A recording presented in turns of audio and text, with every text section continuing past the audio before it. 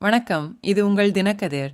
திமுக அதன் தலைவர்களின் அழுத்தமான பேச்சு திறமைக்கு பெயர் பெற்ற 182 இளம் பேச்சாளர்களை கொண்ட புதிய தொகுப்பிற்கு பயிற்சி அளித்து 2026 சட்டமன்ற தேர்தலுக்கு தயாராவதற்கு குறிப்பிடத்தக்க நடவடிக்கைகளை எடுத்துள்ளது. இந்த பேச்சாளர்கள் 17,000க்கும் மேற்பட்ட விண்ணப்பதாரர்களிடமிருந்து தேர்ந்தெடுக்கப்பட்ட கடுமையான பலநிலை போட்டிகள் மற்றும் பயிற்சி முகாம்களுக்கு பிறகு தேர்ந்தெடுக்கப்பட்டனர். இம்முயற்சியானது திமுகவின் பொதுப்பேச்சு பாரம்பரியத்தை மீண்டும் எழுப்புவதை நோக்கமாக கொண்டுள்ளது. இது கட்சி நிறுவப்பட்டதில் இருந்து கட்சியின் அரசியல் செல்வாக்கிற்கு உறுதுணையாக உள்ளது. வரலாற்று ரீதியாக திமுக அதன் தலைவர்களின் அட்டகாசமான பேச்சு மற்றும் எழுத்து மூலம் தமிழகத்தில் வலுவான வேர்களை உருவாக்கியுள்ளது. நிறுவனர் என் அண்ணாதுரை மற்றும் பிற நபர்கள் தங்கள் சக்தி வாய்ந்த பெரும்பாலும் இலக்கிய சொற்பொழிவால் பார்வையாளர்களை கவர்ந்தனர். அண்ணாதுரை ஒருமுறை சமூக சீர்திருத்தவாதி ஈ.வி.ஆர். பெரியார் தலைமையிலான பொதுக்கூட்டங்களை மாநிலத்தின் முதல் மாலை கல்லூரிகள் என்று விவரித்தார். இந்த உரைகளின் கல்வி தாக்கத்தை வலியுறுத்தினார். மறைந்த திமுக தலைவரான கே. அன்பழகன் பொதுப்பேச்சை பொதுச் சேவையின் ஒரு வடிவமாக கருதி பேச்சை சேவைக்கு சமன் செய்தார். இந்த பாரம்பரியத்தை மீட்டெடுக்க திமுக தலைவரும் முதல்வருமான ஸ்டாலின் இளம் திறமைகளை அடையாளம் காணும் பணியை துணை முதல்வரும் இளைஞர் அணிச் செயலாளருமான உதயநிதி ஸ்டாலினிடம் ஒப்படைத்தார்.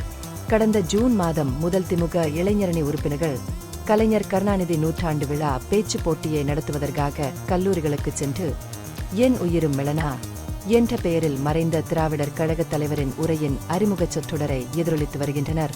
இந்த முயற்சி தமிழகம் முழுவதும் உள்ள கல்வி நிறுவனங்களில் இளம் பேச்சாளர்களுக்கு விரிவான பரப்புரையை ஏற்படுத்தியுள்ளது. 85 நிபுணர்களால் நடத்தப்பட்ட மாவட்ட அளவிலான போட்டிகளைத் தொடர்ந்து 913 பங்கேற்பாளர்கள் பயிற்சி முகாம்களுக்கு முன்னேறினர். அங்கு அவர்கள் திராவிட அறிஞர்கள் மற்றும் அனுபவம் வாய்ந்த சொற்பொழிவாளர்களிடமிருந்து வழிகாட்டுதலை பெற்றனர். தேர்ந்தெடுக்கப்பட்ட பேச்சாளர்களுக்கு தலா ரூபாய் 10,000 ரொக்கப் பரிசும் அவர்களது மாவட்ட செயலாளர்களிடமிருந்து வழங்கப்பட்டது. மேலும் பிராந்திய போட்டிகளுக்கு பிறகு முதல் 182 பேச்சாளர்கள் அக்டோபர் 26 அன்று சென்னையில் மாநில அளவில் போட்டியிட்டனர். அடுத்த நாள் முதல் 3 போட்டியாளர்களுக்கு கே. ஸ்டாலின் தனிப்பட்ட முறையில் ரொக்கப் பரிசுகளை வழங்கினார். புகழ்பெற்ற பேச்சாளர் நாஞ்சில் சம்பத் இவ்வளவு பெரிய சொற்பொழிவாளர் தேர்வு பணியை திமுக மேற்கொண்டதற்காக பாராட்டினார்.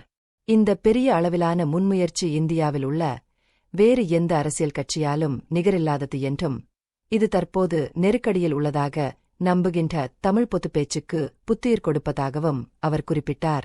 இந்த 182 சொற்பொழிவாளர்கள் இப்போது தலைமையக உரையாசிரியர்கள் என்ற அந்தஸ்தை பெற்றுள்ளனர்.